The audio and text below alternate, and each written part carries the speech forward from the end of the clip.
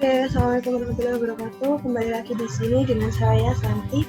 Dan di video ke-6 kita hari ini kita akan membahas tentang Y2 Working with Database.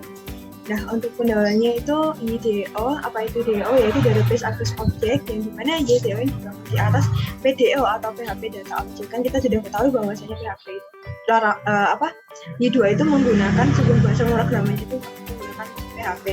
Untuk PDO itu ternyata menggunakan extension yang menyediakan antarmuka untuk mengakses database menggunakan bahasa PHP. Nah, YDO menyediakan Object-Oriented API untuk mengakses database relasionalnya.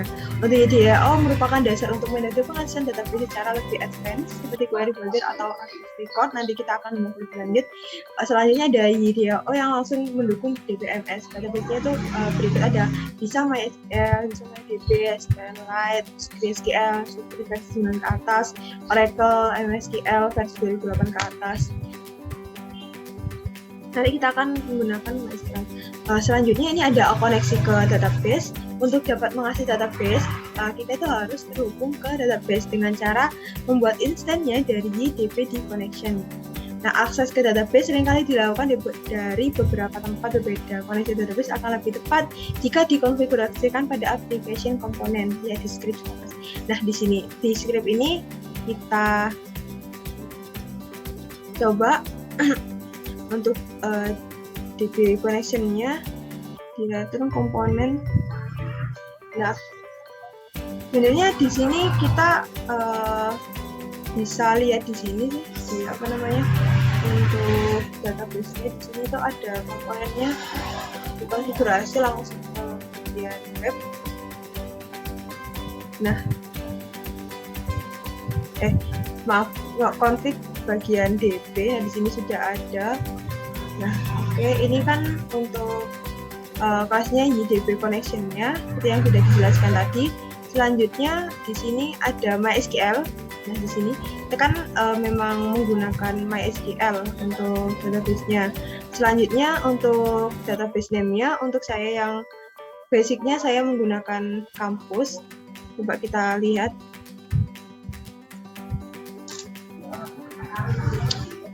Saya ada WA-nya.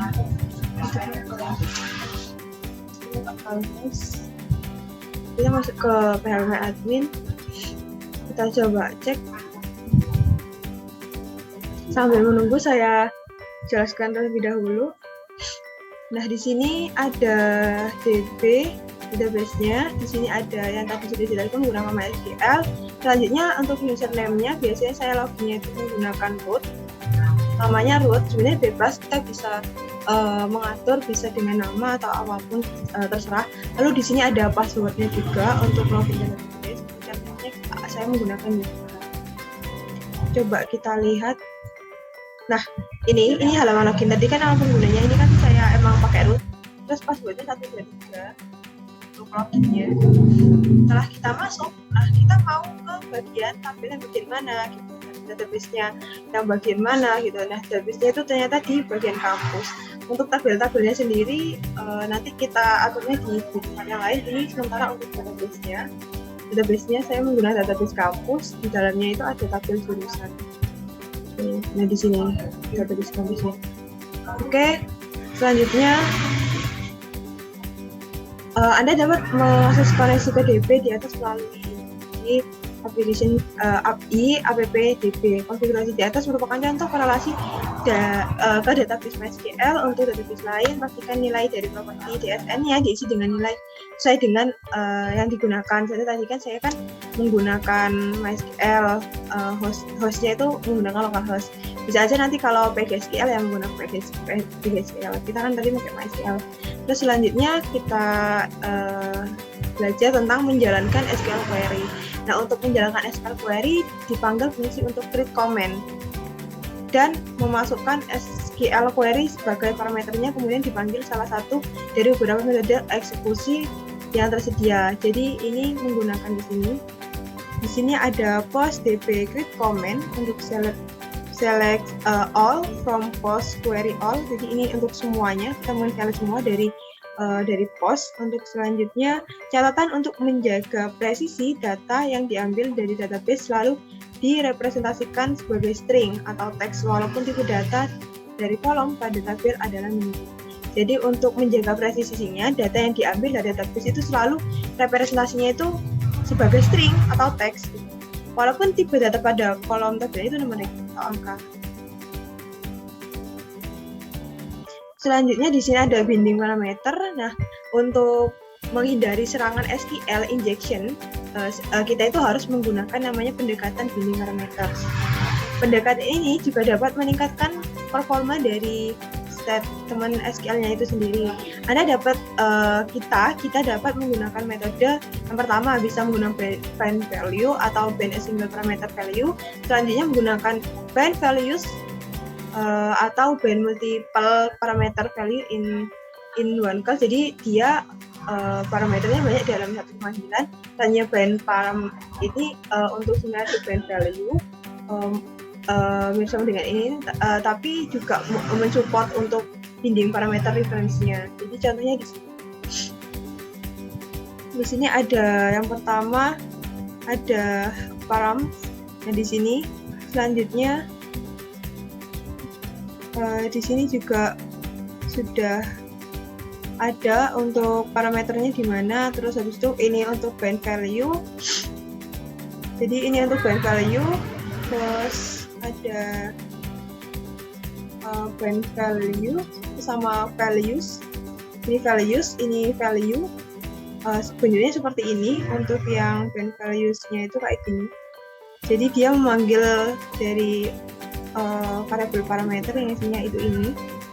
Jadi dia lebih banyak daripada ini kan. Dia lebih dari ini tadi kan multiple parameter. Jadi parameternya bisa multi gitu, bisa banyak. Terus setelah itu di sini juga ada ini ya, parameter param ini. Nah, contohnya ini masih bind parameter.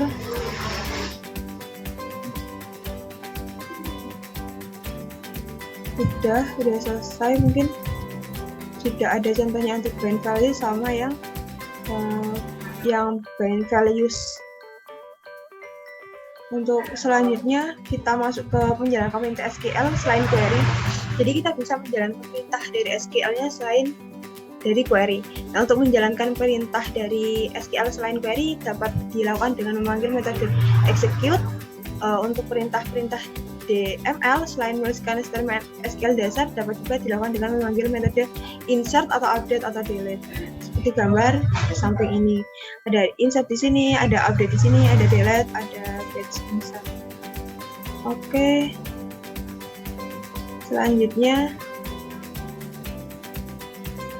oh iya, tadi yang bind param ini di sini. Dia memanggil id dari id. Jadi dia contohnya di sini. Selanjutnya kita meletakkan nama tabel dan kolom dalam tanda petik atau quote. Jadi kita untuk meletakkan dari nama tabelnya dan kolom dapat dilakukan dengan tanda petik menggunakan quote. Ada kalanya perlu menuliskan perintah SQL yang di dalamnya terdapat nama tabel dan kolom tanda petik. Selanjutnya misal kita itu ingin menjalankan perintah SQL select dengan penambahan dari salary from employee dari employee. Ini tuh nanti kita akan membahas banyak sekali dengan database. Biasanya kalau di semester sebelumnya atau di semester sekarang itu ada di basis data. Kita akan membahas lebih lanjut juga di program framework kali ini. Nah selanjutnya aturan dari penggunaan code berbeda dengan DBMS satu dengan yang lainnya, menambahkan kerumitan dalam perintah SQL untuk aplikasi yang database agnostik tidak terikat dengan jenis DBMS-nya. Dalam YDAO, kita itu bisa menggunakan mengquote dalam kolom dalam double kurung kotak, ini kurung kotaknya, dan nama tabel dalam double kurung kawal. Nama tabelnya dengan ini. Contohnya kayak gini. Ini kan from employee. Terus untuk ininya kita pakai ini loh, kurung kotak. Jadi nama kotak, nama kolomnya apa? Kan kolom ID, kolom ID. Selanjutnya menggunakan kurung kurawal dari nama tabel, dari tabel employee. Untuk selanjutnya ada multiple DBMS. Nah, untuk dalam sistem yang besar atau kompleks seringkali terdapat beberapa server database untuk data yang sama. Untuk performa, kita mungkin perlu untuk mengaplikasikan strategi bahwa penulisan data dilakukan DBMS master, sedangkan pembaca data DBMS sleep atau read write-nya itu splitting. Untuk menerapkan strategi di atas, kita itu perlu untuk mengatur konfigurasi koneksi database kita seperti script di samping ini. Dengan konfigurasi seperti script yang di samping, setiap pengguna metode execute-nya akan dianggap sebagai perintah write dan dilakukan pada DBMS master. Sedangkan penggunaan metode untuk query XYZ akan dianggap sebagai perintah read dan dilakukan pada DBMS. Jadi untuk yang write-nya dia dilakukan di DBMS master, dan untuk read-nya dia akan dilakukan di DBMS. Nah, di sini sudah ada contohnya. Untuk di sini dari atas dibacanya konfigurasi for device. Jadi ini konfigurasi untuk masternya, hanya ini konfigurasi untuk slave-nya. Slave-nya kan sini ya untuk read-nya. Di sini list slave of configuration. Jadi di sini list untuk slave konfigurasinya. Selanjutnya bekerja dengan database skema. Jadi YDAO itu menjelaskan sebuah metode lengkap untuk memiliki sebuah objek-objek di dalam database. Metode-metode tersebut ialah contohnya ada create, rename, drop, atau drop itu untuk remove ya, mendelete. Selanjutnya ada truncate, tabel atau mengikuti semua yang ada di tabel. Jadi ketika drop itu mungkin menghapus sebuah tabel. Namun untuk truncate tabel ini bisa menghapus semua yang ada di dalam tabel. Menghapus semua kolom yang ada di dalam tabel. Jadi kolom-kolom semua terhapus. Untuk selanjutnya add column pasti untuk menambahkan kolom, terus kolom untuk menambahkan kolom. Ini contohnya di sini.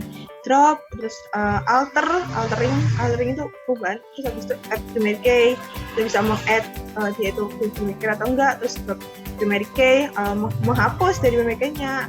Habis itu meng-add foreign key atau drop foreign key gitu, atau menghapus. Habis itu create itu membuat, atau drop index menghapus dari index. Hanya di sini ada query builder. Query builder ini dibangun di atas YDAO. Jadi dibangunnya di query builder di atas dari YDAO. Dengan query builder memungkinkan kita untuk membentuk statement SQL secara agnostik. Penggunaan query builder normalnya itu bukan dua langkah. Yang pertama itu menggunakan YDB query untuk menjalankan SQL query-nya. Selanjutnya menjalankan metode query, misalnya kayak all dari YDB query untuk mengambil data dari database-nya.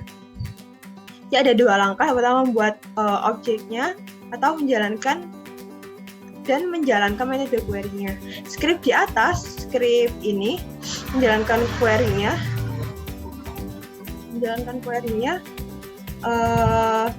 script di bawah ini. Jadi script di atas ini, script ini itu akan menjalankan statement SQL sama seperti kayak select ID sama email dari tabel user, di mana untuk last name-nya itu adalah last name, batasnya adalah 10, image 10. Itu sama dengan ini. User where last name ini diisi dengan Jono. Habis itu di mana bind parameternya last name diisi dengan Jono. Itu yang sudah saya bacakan tadi. Catatan untuk query builder secara otomatis akan menggunakan bind parameter.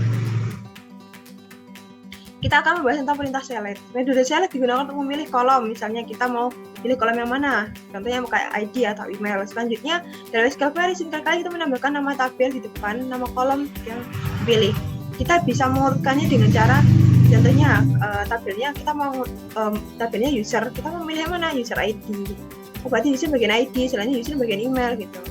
Jadi kita akan memilih dari tabel kolomnya bagaimana. Terus kita juga dapat menambahkan alias untuk kolom. Contohnya kayak gini, alias seperti yang sudah dijelaskan di video sebelumnya tentang alias. Jadi sini query select-nya itu ID S ini aliasnya ID user, selanjutnya ada email, atau kita bisa kayak gini, ID user, selanjutnya jadi ID-nya adalah ID dari user, selanjutnya email. Atau kita juga bisa menggunakan fungsi di dalam database dengan cara untuk query select menggunakan concat first name, last name, S di sini, S-nya, terus selanjutnya full name, email gitu. Jadi ini tuh first name, last name ini adalah full name.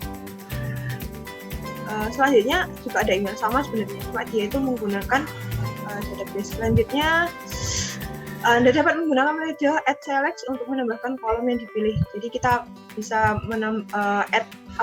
@select untuk menambahkan kolom. Ini kan @select last name sama aja. Selanjutnya kita akan menjelaskan tentang form. From itu artinya kan dari, ya kalau bahasa Inggris sih dari kan. Nah di sini metode from ini digunakan untuk menentukan tabel di mana, letak di mana, from dari di mana, letak query yang akan dilakukan. Misalnya dari mana, dari from tabel user gitu. Anda juga bisa menjalankan SQL query pada lebih dari satu tabel, contohnya kayak gini, from mana, from tabel user atau post gitu. Jadi bisa lebih dari satu tabel. Untuk menggunakan tabel alias, kita menggunakan aliasnya bisa dilakukan dengan cara ini. User contohnya aku mau singkat jadi U. Jadi user U terus postnya jadi P. Jadi di sini query from U itu adalah user, P itu adalah post. Untuk mempersingkatkan menggunakan alias. Selanjutnya kita juga dapat bisa menggunakan subquery pada form. Contohnya subquery-nya kayak gimana? Di sini kita pakai subquery-nya new query, select dari ID. Kita men-select dari ID lalu dari tabel user di mana statusnya itu adalah 1. Selanjutnya kita coba ini menggunakan U itu kan tadi kan user, di mana di sini kita memanggil dari subquery-nya. Jadi ini adalah sebuah subquery-nya, kita panggil dari yang di sini. Nah, sedangkan subquery itu adalah isinya ini. Nah, ini where itu posisi ya. Where itu sebuah kondisi gitu ya. Kondisinya seperti apa sih gitu, yang bagaimana gitu, yang seperti apa gitu. Nah ternyata digunakan sebuah kondisi. Contohnya kayak gimana, where kondisinya statusnya adalah 1 gitu. Jadi dia itu menulis sebuah kondisi. Lalu selanjutnya atau dengan menggunakan bind parameter. Bind parameter contohnya kita pakai di sini, where statusnya adalah dolar dari status. Selanjutnya jangan memasukkan variabel di dalam where secara langsung karena akan rentan diserang dengan SQL injection-nya. Jadi kita harus, contoh yang harus dihindari itu kayak gini. Jadi where status, dolar status itu nggak boleh. Jadi ini langsung memasukkan variabel, masukkan status sebenarnya statusnya itu dia itu rentan sekali diserang dengan SQL injection. Jadi sebaiknya kayak gini kan. Untuk selanjutnya kita itu dapat menuliskan beberapa kondisi di dalam where menggunakan hash format. Beberapa kondisi ini digabungkan dengan parameter dengan operator. Digabungkan dengan operator and, contoh seperti ini, kita gabungkan dengan n, di mana statusnya itu adalah 10, tipenya itu adalah 0, ID-nya adalah 4, 8, 15. Di sini kita koma gitu.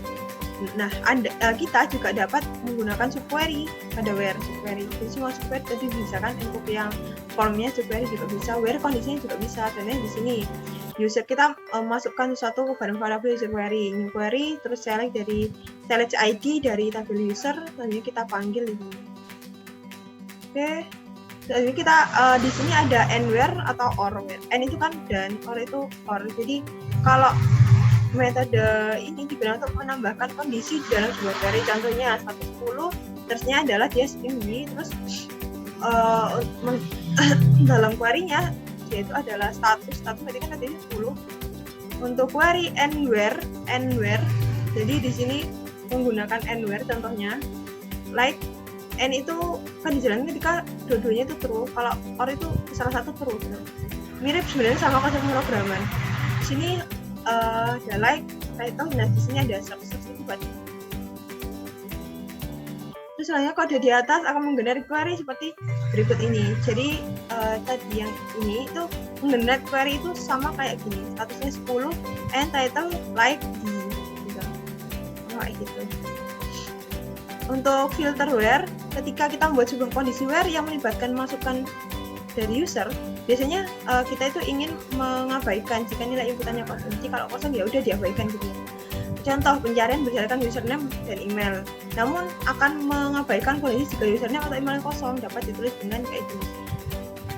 Ketika username, email diambil dari masukan user. Jadi di sini ada filter di mana username-nya di dalam username dan email dalam email. Di variabel email kosong sedangkan username ada nilainya, maka query yang akan digenerate adalah ini, yang username. Jadi bukan ketika kosong yaitu bisa, tapi diabaikan. Mirip seperti metode AND-WHERE dan OR-WHERE, kita juga dapat menggunakan metode AND filter where dan OR filter where untuk menambahkan kondisi di dalam sebuah query. Bisa menggunakan ini. Sini kita akan membahas tentang order by, group by, dan having. Order itu mengurutkan ya, order by mengurutkan berdasarkan apa. ASC ascending dia untuk yang ini dia itu descending gitu. Dia bisa menurun ke atas atau ke bawah gitu. Terserah. Anda juga bisa menambahkan kolom pada bagian order by pada sebuah SQL dengan memanggil metode add order by. Kita juga bisa menambahkan kelompokan berdasarkan kolom. Untuk pengelompokan berdasarkan kolom itu bisa menggunakan group by, dikelompokkan, grup kan, gunakan untuk menentukan bagian group by pada sebuah SQL. Contohnya kayak gini. Kita juga bisa menambahkan kolom pada tabel group by pada sebuah SQL menggunakan metode add group by. Kita bisa menambahkan kolom pada bagian grupnya. Terus having, having ini digunakan untuk menentukan bagian having pada sebuah SQL. Contohnya kayak gini, kita menggunakan having statusnya itu 1. Kita juga bisa menambahkan kolom pada bagian having di sebuah SQL dengan memanggil add having. Dan di sini ada limit sama offset. Di mana limit dan offset itu kita itu digunakan untuk menentukan bagian limit dan offset pada sebuah SQL. Jadi di sini limit 10, offsetnya adalah 20. Untuk DBMS itu tidak mendukung limit dan offset. Misalnya MSDL. Terus query builder akan menggenerate statement SQL yang mengakumulasikan fungsi dari limit atau offset. Ini yang nggak mendukung ya, kita kan belum SQL. Untuk selanjutnya query dari methods, di sini ada banyak sekali. Contohnya ada all itu mereturn array dari semua tabel yang sekarang sedang disusun array of name value pairs. Ini ada on, column, scalar, ada exit, count. Ini untuk mereturn hasil dari count dari query-nya. Other aggregation query methods atau apa ya lainnya gitu ya, include seperti kayak summary, average, max, main, dan lain sebagainya. Selanjutnya di sini kita membahas tentang batch query. Ketika melakukan query pada tabel yang berisi banyak data, memanggil metode YDB query all bukan pilihan yang tepat. Kenapa? Karena hal ini itu akan menggunakan memori yang sangat besar sekali. Batch query pada Y akan memanfaatkan data kursor untuk mengambil data per bagian. Jadi contohnya kayak gini. Jadi untuk batch query Y memanfaatkan data kursor untuk mengambil data per bagiannya, bukan all gitu. Secara default batch query akan mengambil 100 data untuk setiap iterasi. Jadi dia akan mengambil 100 data. Jadi dia nggak akan besar banget ya memorinya kalau dia itu kolomnya. Kita juga bisa mengubahnya dengan mengisikan nilai ukuran sebagai parameter. Kita bisa mengukur contohnya kayak batch-nya contohnya 10 gitu. Jadi untuk defaultnya dia 100 untuk per iterasi, tapi ketika kita mau set dia bisa jadi 10 gitu. Nah di sini juga sudah ada contohnya. Nah, di sini dia bisa 10. Oke, selanjutnya ada active record. Sebenarnya AR ini udah pernah kita lakukan di perjalanan sebelumnya. Untuk AR ini menyediakan antarmuka secara objek oriented untuk mengakses dan menulis data pada database. Sebuah kelas AR diasosiasikan dihubungkan dengan sebuah tabel dalam database. Sebuah instance dari AL berkorespondensi dengan sebuah baris pada tabel. Misal, customer adalah sebuah AR yang dihasilkan dengan tabel customer. Maka, untuk menampilkan sebuah baris dalam tabel customer dapat dilakukan dengan cara ini. Jadi, kita bisa untuk menambahkan sebuah baris gitu ya. Di sini ada customer dengan customer. Selanjutnya, di sini ada customer name. Name-nya itu adalah Kenshu untuk kalau kita search dari customer. Ini kita sebenarnya sudah pakai di sebelumnya. Untuk step di atas sama dengan menggunakan query biasa seperti kayak ini.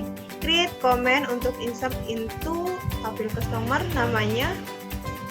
customer name, terus value-nya itu untuk name-nya itu Kyangsu, setelah itu di execute.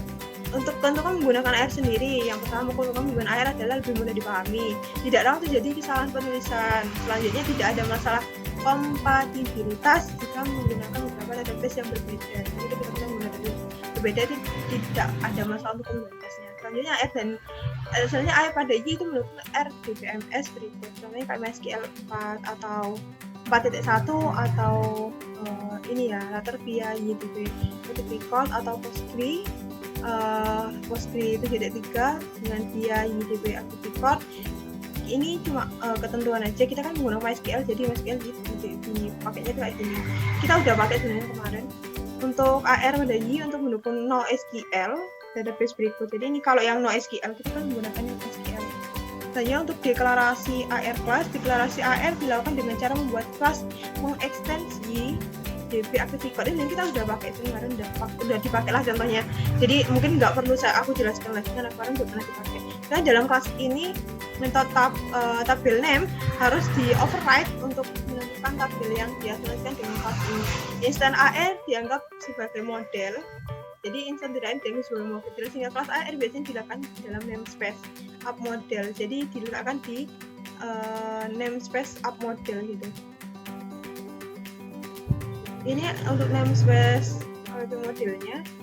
Terus selanjutnya YADB active record merupakan kelas yang mengextend kelas dari YBase model, sehingga semua fitur dari sebuah kelas model juga dimiliki oleh kelas AR.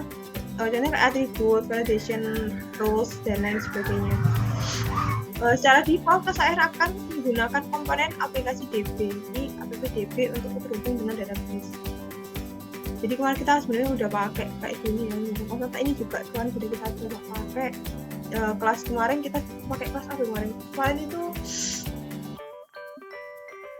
pakai komponen kemarin itu kayak komponen.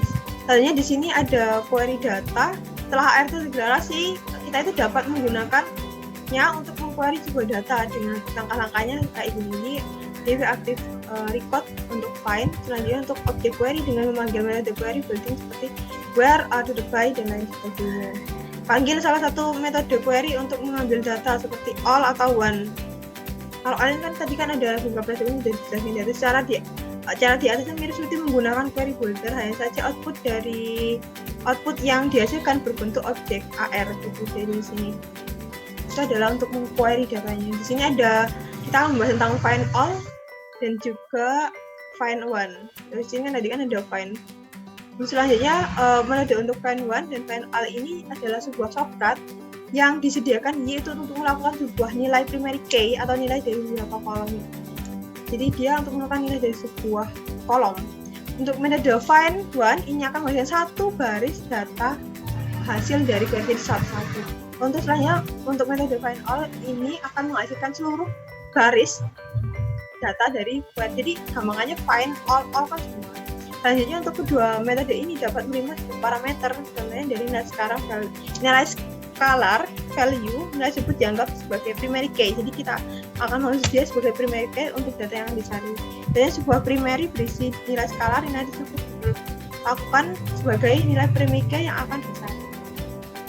Sebuah associated array key value adalah bandage. Ini sudah ada banyak sekali contohnya untuk select. Terus di sini ada find one nya, di sini ada find all-nya, find all sekian untuk customer-nya. Selanjutnya ini ada find one juga yang didefinisikan gitu. Selanjutnya kita membahas tentang pengaksesan data pada AR. Query melalui kelas AR menghasilkan data dalam bentuk objek atau instance AR. Setiap atribut dari objek AR memiliki nama sesuai dengan nama kolom pada tabel yang diasosiasikan dengan kelas AR, yaitu adalah case sensitive. Atribut tersebut digenerate oleh Y secara otomatis.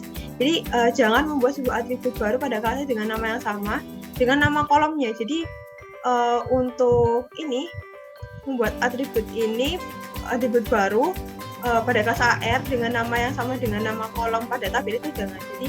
Jadi jangan menggunakan yang sama gitu namanya yang disesuaikan dengan kelas AR. atribut. Nah, di sini ID and email are names of columns the customer table. Oke, selanjutnya untuk transformasi data. Jadi seringkali data itu akan ditampilkan dengan format berbeda ketika data tersebut disimpan ke dalam database. Jadi kadang itu sering banget sih, kita kemarin juga pas ketika menyimpan ini yang waktu itu juga kayak gitu kan. Misalnya kita ingin menampilkan kolom birthday, disimpan dalam database dalam format timestamp, menggunakan formatnya itu tahun, bulan, sama hari. Nah, kita dapat melakukannya dengan menambahkan metode yang berfungsi untuk mentransformasi data itu. Jadi contohnya di sini kita pakai untuk mentransformasi datanya. Di sini untuk return datanya dia YMD, jadi dia month sama day gitu. Nah, itu adalah untuk birthday-nya. Selanjutnya di sini untuk mengambil data dalam bentuk array. Jadi ketika array ya banyak data, mengambil data dalam bentuk ODKR sangat convenient, namun itu juga membutuhkan alokasi yang cukup besar. Yang sudah dijelaskan dalam bentuk array dan menggunakan memori cukup besar. Nah, untuk menghemat penggunaan memori, kita itu bisa mengambil data dalam bentuk array-nya dengan cara mengambil metode asArray sebelum menjalankan metode query-nya. Kekurangan dari metode ini itu adalah kehilangan fitur yang melekat pada AR. Jadi kekurangannya adalah itu, menghilangkan fitur yang ada pada diri AR gitu. Misalnya tipe data dari atribut pada objek AR otomatis disesuaikan dengan tipe data dalam kolom tabel. Sedangkan pada array semua data bertipe string. Di sini sedangkan pada array semua datanya bertipe string. Nah, di sini as array all. Di sini kita mengambil data dalam batch-nya. Kita juga dapat mengambil data per kelompok atau per batch, per kelompok lah. Cara ini dapat menghemat penggunaan memori, tentunya lebih hemat ya daripada yang tadi. Khususnya pada tabel yang memiliki banyak baris data. Di sini batch 10 customers dalam satu waktu, gitu. Dikelompokkan 10. Terus selanjutnya kita akan membahas dari menyimpan sebuah data dengan AR. Kita dapat dengan mudah untuk menyimpan datanya ke dalam sebuah database. Langkah-langkahnya apa aja? Contohnya siapkan instansi dari AR, lalu berikan nilai pada atributnya. Ini kayak gini. Terus habis itu panggil metode YDB action record lalu di save untuk menyimpan data ke dalam database. Jadi ini itu yang sudah kita lakukan kemarin. Dia kan di save gitu ya. Ini juga di save. Lalu selanjutnya diisi gitu, namanya apa, terus emailnya apa. Selanjutnya untuk validasi data, karena di kelas di DB Action Record di extend dari kelas di base model ke kelas AR juga memiliki fitur validasi yang sama. Kita mau contohnya, kalau kita mau contohnya sebenarnya ini ada sih kemarin, tapi di ini apa namanya, dia ada di Yuk kita baca ini dulu, karena kelas di DB Action Record di extend dari kelas di base model, AR juga memiliki fitur validasi yang sama. Kita juga mendeklarasikan aturan dari validasi dari kelas AR dengan mengoperate dari fungsi rules-nya. Selanjutnya ketika kita memanggil metode save, secara default akan menjalankan metode validate-nya terlebih dahulu. Jika metode validate mengembalikan nilai true, maka akan disimpan. Jadi kalau dia false, maka dia akan gagal menyimpan. Sebaliknya ini ya tadi ya, ketika true dia untuk jika Anda menyimpan dalam jumlah data tanpa menjalankan metode validate, kita dapat memanggil fungsi save false gitu di sini. Nah, kita udah pernah sih kemarin, coba kita cek kemarin gimana. Untuk di bagian model kemarin udah enggak ya? Nah, di sini banyak banget ya untuk ini consent rules-nya. Kemarin udah ada sih sebenarnya di untuk yang memang udah banyak untuk di advanced-nya. Kita akan membahas teorinya di sini. Selanjutnya untuk dirty atribut. Nah, ketika kita itu memanggil sebuah metode save untuk menyimpan atau mengupdate data melalui AR, ini hanya akan menyimpan dirty atributnya saja. Sebuah atribut dianggap dirty jika nilai atribut tersebut telah diubah setelah atribut tersebut dibaca dari database-nya. Untuk metode validate akan tetap dilakukan pada sebuah atribut tanpa melihat apakah atribut itu dirty atau tidak. Jadi dia pasti akan dijalankan untuk validate-nya. Nah, kita juga mengetahui atribut mana saja yang termasuk dirty. Caranya gimana? Dengan memanggil metode YDB action record get dirty atribut gitu. Untuk default attribute value-nya sendiri, di sini beberapa kolom pada tabel dapat memiliki nilai default-nya. Untuk mendapatkan nilai default dari database, kita juga bisa lakukan dengan memanggil metode load default value. Jadi menggunakan untuk load default value-nya. Lalu selanjutnya ada mengupdate beberapa baris sekaligus. Jadi kita bisa mengupdate beberapa, untuk kita bisa mengupdate satu baris, dua baris, tapi di sini kita caranya mengupdate beberapa baris langsung sekaligus gitu. Nah, di Banner Java ini telah dijelaskan sebelumnya kan hanya dapat mengupdate satu baris data gitu ya. Cuma hanya satu baris. Nah, untuk mengupdate beberapa baris sekaligus langsung gitu, kita bisa melakukan dengan update all. Nah, di sini kita update all, update-nya mana? Yang status untuk customer statusnya isinya itu ini. Contohnya kayak ini, ada like, email, untuk email ini. Jadi kita bisa langsung beberapa baris gitu ya. Selanjutnya ini ada menghapus data. Menghapus data, satu baris data kita lakukan dengan cara mengambil data yang akan dihapus dari database. Contohnya apa? Panggil metodenya y dpi record delete. Selanjutnya sedangkan untuk menghapus beberapa kayak tadi ya, kita bisa menghapus beberapa atau sekaligus gitu pakai all, yang delete all gitu, kayak all gitu. Nah, di sini delete all dari status customer. Di sini juga bisa mendelete all dari kan ini kan delete all dari yang customer. Selanjutnya bekerja dengan transaksi. Transaction itu dapat diartikan sebagai satu atau lebih sebuah dari perintah SQL yang harus selesai semuanya atau tidak sama sekali. Jadi harus semua atau tidak gitu. Di dalam sebuah transaction, jika semua perintah berhasil dijalankan, maka kita akan melakukan commit. Commitnya apa gitu. Selanjutnya, sedangkan jika salah satu perintah yang gagal, maka dia akan melakukan rollback gitu. Jadi kita lihat di contoh yang di samping ini untuk penggunaan transaction commit. Nah, di sini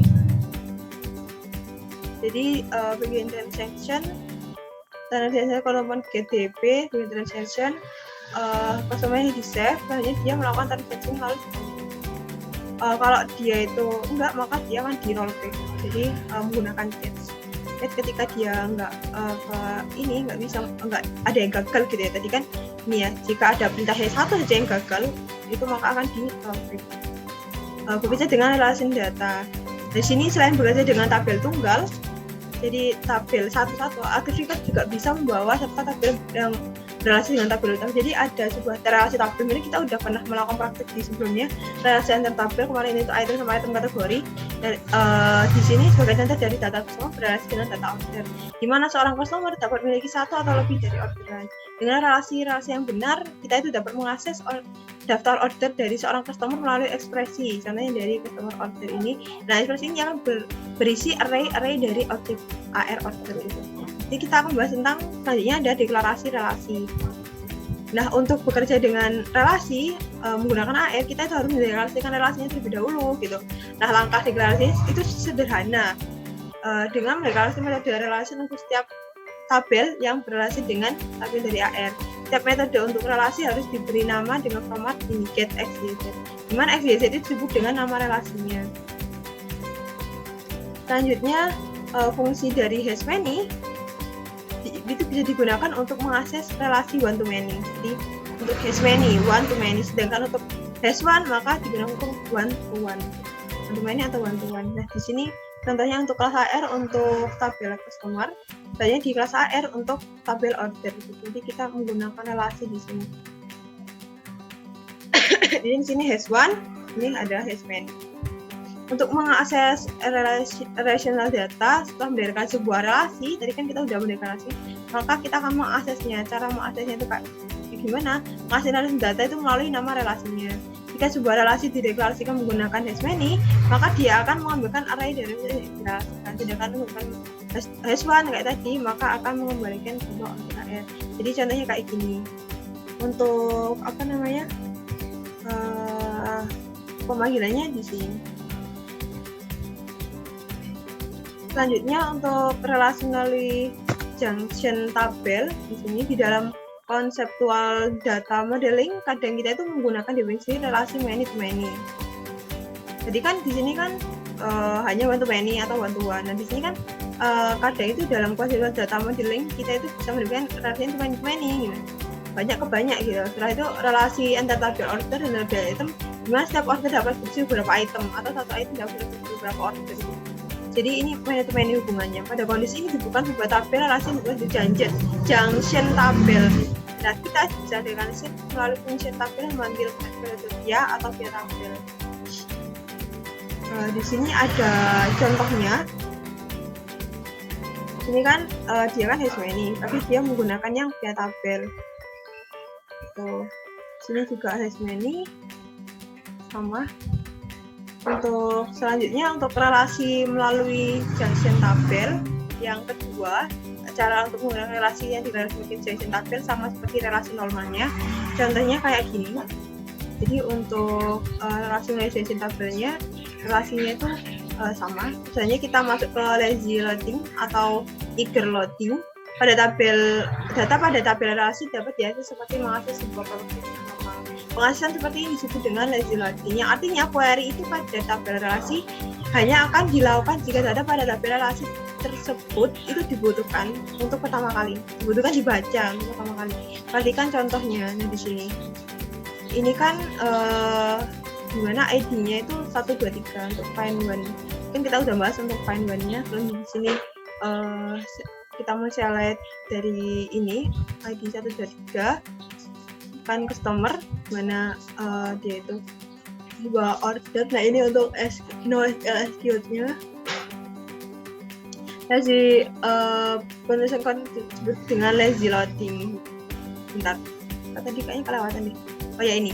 Jadi untuk yang di atas ini baris kode yang pertama hanya menunjukkan SQL pada tabel customer saja. Ini hanya akan menunjukkan pada tabel customer saja. Nah baris kedua ini pada tabel di mana customer ID-nya ada 123. Selanjutnya untuk yang baris ketiga itu tidak menjalankan SQL apapun karena jadi dia itu tidak ada SQL script-nya karena sudah pernah dilakukan sebelumnya.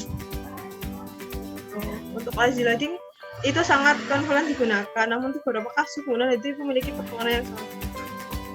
Oke, selanjutnya untuk lazy loading sama eager loading, ini contoh yang akan dijalankan secara lazy loading. Ini ada satu lagi. Terus jika jumlah customer-nya ada 100, limitnya adalah 100 kan maksimumnya, lalu maka kode program cepat akan dijalankan sebanyak statement sebanyak 101 kali. Itu tidak efisien. Sehingga hal ini disebabkan karena itu setiap kali kita mengakses data order masing-masing customer di dalam college, sebuah statement akan dijalankan. Masalah performa ini dapat dijelaskan menggunakan eager loading. Jadi untuk masalah yang tadi, untuk yang lazy loading yang performanya yang buruk gitu, kita bisa menggunakan untuk eager loadingnya. Jadi contohnya itu kayak gini.